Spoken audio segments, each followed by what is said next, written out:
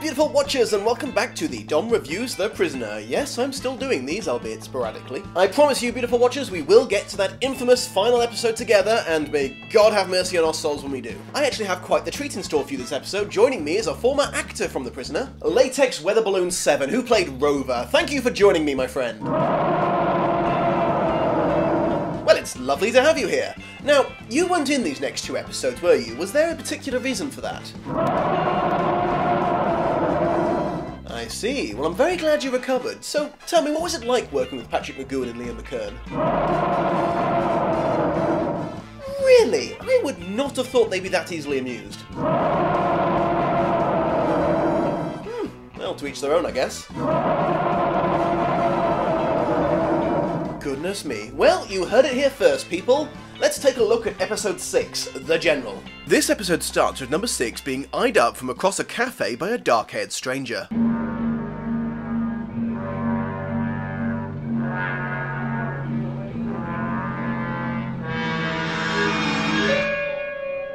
I know it's meant to be creepy, but change up the music a little bit and I actually think it looks kind of romantic. Loving you is easy 'cause you're beautiful.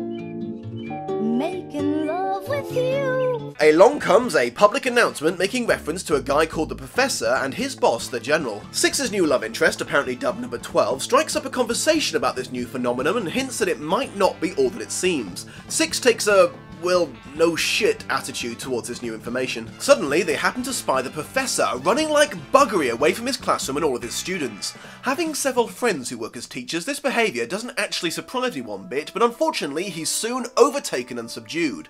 Although, not before dropping a recorded message that number 6 nabs and squirrels away for later. Both number 6 and the Professor are taken home just as the digital class starts. The Professor's wife appears on screen first and introduces her husband, who is apparently now completely recovered from his recent mad dash across the beach, and talks about how great the General is and how revolutionary their new co-invention is, which they have dubbed Speed Learn. Speed Learn then starts and takes the form of 15 seconds of uncomfortable cuts between number 6, the Professor, and a green light. Number 2 then drops by for a nice visit. Wait, isn't that the number 2 who was axed off at the end of episode 3? They're playing silly buggers again with the release schedule, aren't they? Oh well. Number 2 seems keen to recover the Professor's recorder, but after failing to find it, instead quizzes number 6 on some random history questions that number 6 somehow gets right despite having no idea what the fuck he's talking about. When was the Treaty of Adrianople? September 1829. What happened in 1830? Greek independence was assured and guaranteed.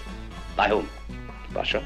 So, data downloaded directly into people's brains, dreams invaded via computers and drugs, exact doppelgangers driving people around the bend. I'm constantly tempted these days to go back over all the films and TV shows I used to think were creative and retroactively scoff at them for being beaten to the punch by the Prisoner. Number 6 nips out for a cheeky stroll and runs into number 12. Once again, number 12 drops some hints about the new education system being bad news, a sentiment which is matched by the Professor's recording, which urges people to destroy the General. The next day, number 6 tracks down the Professor's wife and uses his usual clever wordplay and witty barb remarks to probe her for information. When that utterly fails, he sleuths his way into their home and, par for the course for the village, finds all manner of unusual and unsettling things. That night, while everyone else in the village is celebrating their newfound literal life hack Day of the Dead style, 6 and 12 have a secret off-camera meeting to discuss how to sabotage the mysterious General. Using number 12's pass, 6 infiltrates the village's education division, which apparently models its dress code on funeral directors and switches out the course material for Speed Learn to something a little less indoctrinatey. Which incidentally is my word, you can't use it.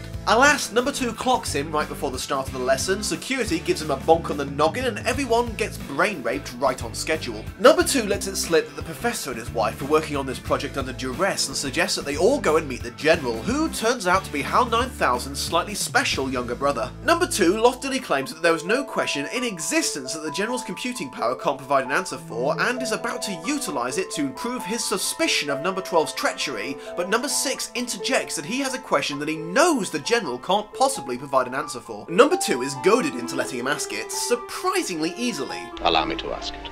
No. Are you afraid? Go ahead. Man, I've met 5-year-olds less susceptible to manipulation. The question does to the general what Windows 8 did to my favourite laptop, and the professor and number 12 are killed in the resulting meltdown. Number 2 is understandably a little upset by this turn of events. The episode ends with number 6 breaking the news to the professor's heartbroken wife. And what was, you're probably wondering, this destructive question that was supposedly unanswerable by man or machine? WHY? Question mark. Why?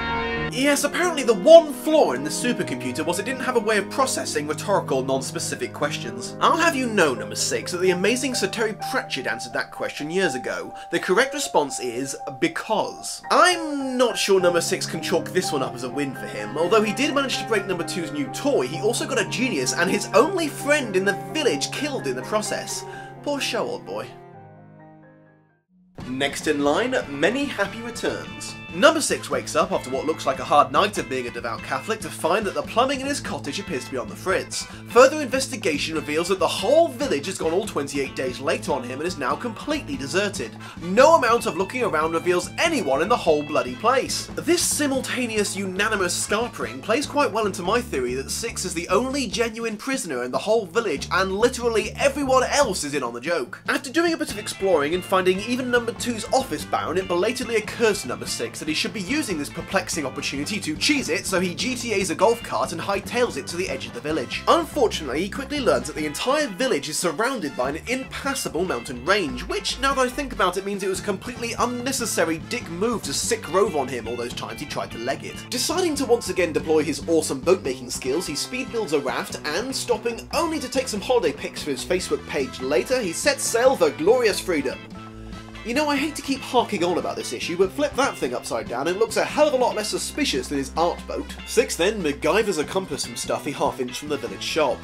I know you were in a hurry, old boy, but I kind of feel that's the kind of thing you should have sorted before setting off. According to his cartoonishly large writing, he then spends 25 days at sea before some asshole gun runners pull up alongside and decide that a ramshackle raft is probably worth robbing for some reason. 6 plays waterlogged possum long enough to get the drop on them and scores himself a sweet new boat. Apparently number 6 was never in the scouts because his captives slip his knots almost instantly. By this point, however, he'd already piloted the boat to the nearby coast, so just takes another swim. By wonderful luck, he washes up on the shores of his beloved England. Presumably working on the grounds that he doesn't know who he can trust yet, 6 avoids the local rozzers and smuggles himself to London in the back of a lorry. I'm guessing he really didn't expect to make it this far, as he seems to run out of steam at this point, and he just sort of wanders back to his former home to find that a woman has moved in, messed with all his stuff, and started driving his car. I guess this episode is an allegory for marriage then, huh?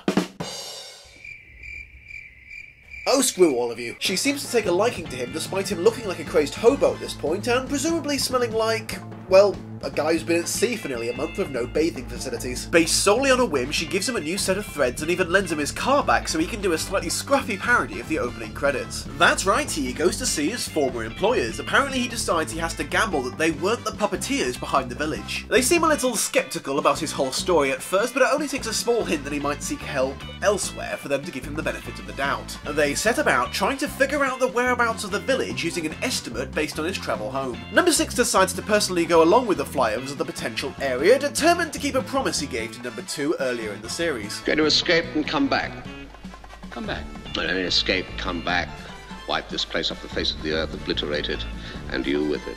It's around now that you have to start paying real close attention. His pilot says he'll catch him up, you see a few suspicious looking people in the background, and then the pilot comes out with his mask and helmet already on. They fly around for a bit until they actually do stumble across the village, and then the son of a bitch ejects 6, who has to parachute right back down to his former abode. It seems to still be abandoned at first, but then the episode book ends masterfully by having the water come back on at that exact moment and everyone reappears as if nothing had happened. And of course his new friend is the new number 2. This has become such a common occurrence, I'm surprised number 6 just doesn't automatically assume it's the case every time someone new comes along. Hello there, I'm new here and I was wondering if I could join you. Bugger off, number 2, I'm not in the mood. But, I'm not... Yes, you are. This episode cleverly builds up an extreme expectation of long-awaited answers to questions. It's not until a good 10 or 20 minutes after it's finished that you actually realise you don't know any more than you did when you started. You still have no idea whose side the village is on, if Six's former employers are connected to it, what secrets they want from him, or why he quit his job. As to why the village arranged this little excursion, I have to admit I'm not 100% sure.